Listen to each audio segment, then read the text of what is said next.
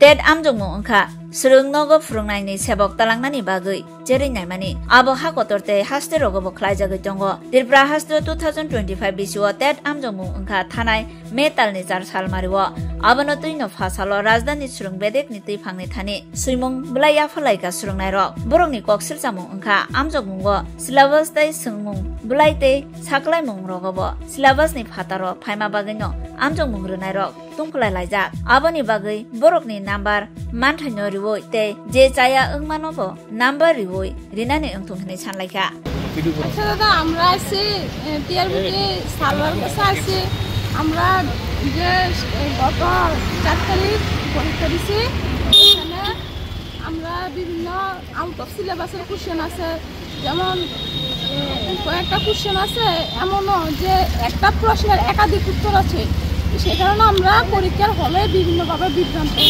সেই প্রশ্নগুলি ন্যায্য নাম্বার দিতে দেওয়ার জন্য আমরা আবেদন রাখছি টিআরবিটি স্যারের সামনে। এমন অনেক কোশ্চেন আছে যেগুলি আছে ব্যাকরণগত ভুলের কারণে আমরা সঠিক উত্তর দিতে পারিনি এবং প্যাসেজেও বিভিন্ন ভুল আছে যেমন দাড়ি কমার ভুল আছে।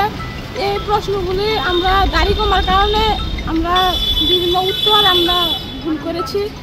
এগুলি আমরা ন্যায্য নাম্বার পাওয়ার দাবিতে এখানে টিআরবিটির সামনে হাজির হয়েছি। কি পরীক্ষা দিয়েছিলেন আপনারা? আমরা টেট 1 পরীক্ষা দিয়েছি। কত তারিখ দিয়েছিলেন? 4 মে। কি ভাবছেন পরীক্ষা প্রশ্নপত্র ভুল হওয়ার জন্য কে দায়ী থাকতে পারে? প্রশ্নপত্র সম্ভবত টিআরবিটির এক্সপার্টরাই করে থাকে, তবে তারা তো জেনে শুনে আর ভুল করবে না, তারা বিভিন্ন চাপের মাধ্যমে হয়তো ভুল হতে পারে, কিন্তু আমরা বলছি না যে তারা নিজের ইচ্ছা করে ভুল করেছে। আমরা নিজের ইচ্ছা করে তারা যেহেতু ভুল করেনি, তারা বিভিন্ন ভুল করেছে, সেগুলি আমরা চাই সেগুলি সমাধানের মাধ্যমে আমরা আমাদের প্রাপ্ত নম্বর দেওয়া হোক। সবাই এখানে টেট 1 ক্যান্ডিডেট, তো আমাদের পরীক্ষা হয়েছে গত 4 মে 2025-এ। তো আমরা পরীক্ষার হল থেকে বিভিন্ন একটা বিভ্রান্তিতে পড়ে যায় যে প্রশ্নতে এরকম কিছু আছে যে একাধিক উত্তর আছে, তারপরে কিছু আছে কোশ্চেনটা আমরা এরকম ভুল হয়েছে যে কোশ্চেনটা দেখে আমরা সঠিকভাবে সেজন্য আনসার দিতে পারিনি। তারপর কিছু কোশ্চেনে হয়েছে যে আউট অফ সিলেবাস, তো সেই কারণে আমরা পরীক্ষা দিতে অনেক বিভ্রান্তি সৃষ্টি হয়েছে। তো সেজন্য আমরা টিআরবিটির কাছে সেটার জন্য চ্যালেঞ্জ করেছি যে ভুলগুলি আমরা পেয়েছি এবং প্রপার রিজন দেখিয়েছি। তো এখন টিআরবিটির কাছে আমাদের অনুরোধ থাকবে যে ওনারা যেন সঠিক এটার পর্যবেক্ষণ করে যে ওনাদের যে ভুলগুলি হয়েছে সেটার জন্য যাতে সবার যাতে প্রাপ্ত নম্বর দিতে যাতে কোনো সমস্যা না হয়, সেই অনুসারে তারা যাতে ফাইনাল আনসার কিটা প্রকাশ করে।